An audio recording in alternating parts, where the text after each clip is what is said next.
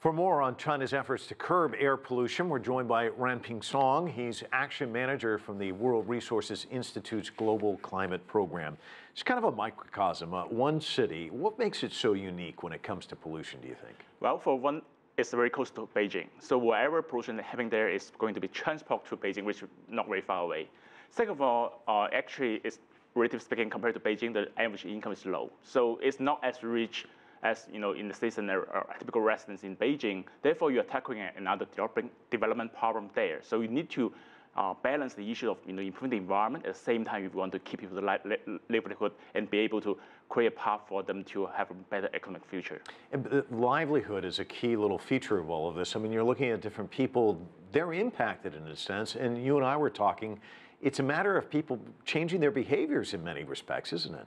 Yeah, it is, and behavior is hard to change. As we see, all data showing us China is actually making progress. Even for Hebei, in 2016, they already achieved their air pollution reduction target set in 2013. The time was for 2017. So they already achieved their reduction targets. But at the same time, that's not enough because people actually they're living there, they experience the air pollution every day.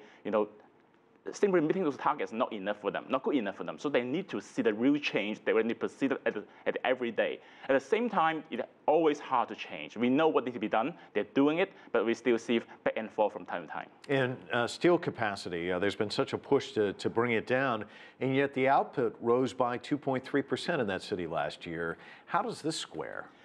First of all, production capacity is different from production, right? So production capacity is the potential to produce. Therefore, it's totally possible, especially if the production capacity is on very low level utilization, or actually a small fraction of the capacity being used, then you'll be able to see that the capacity building, production capacity being cut, at the same time the production is going up. And I think that's telling us that a lot of capacity was not being used earlier, and therefore, cutting capacity actually is good for the economy because they actually don't need that much capacity there. Mm-hmm. Hebei is going to host some of the events in the 2022 Winter Olympics. I'm sure that athletes, coaches, fans, all concerned about what's the pollution going to be like, what's the air going to be like. Any reassurance that you can see? I mean, 2022 is a little ways off.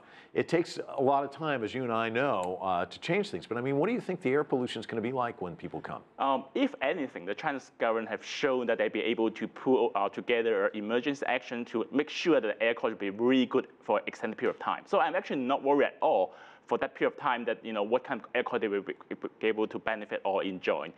The real question here is whether China can use this opportunity to make this a permanent trend rather than just for a period of time for 2 months, then making everything's good and then things come back to normal. So that is the real question for us to see whether Hebei and Beijing can use this opportunity to fundamentally change the economic structure, to change the behavior people will conduct business, and therefore making this a permanent trend and making things better for longer term. Yeah, no one needs the Band-Aid. They need the long-term solution, right? Exactly. Ranping Song, always a pleasure. Thanks so much for coming in. Thank you.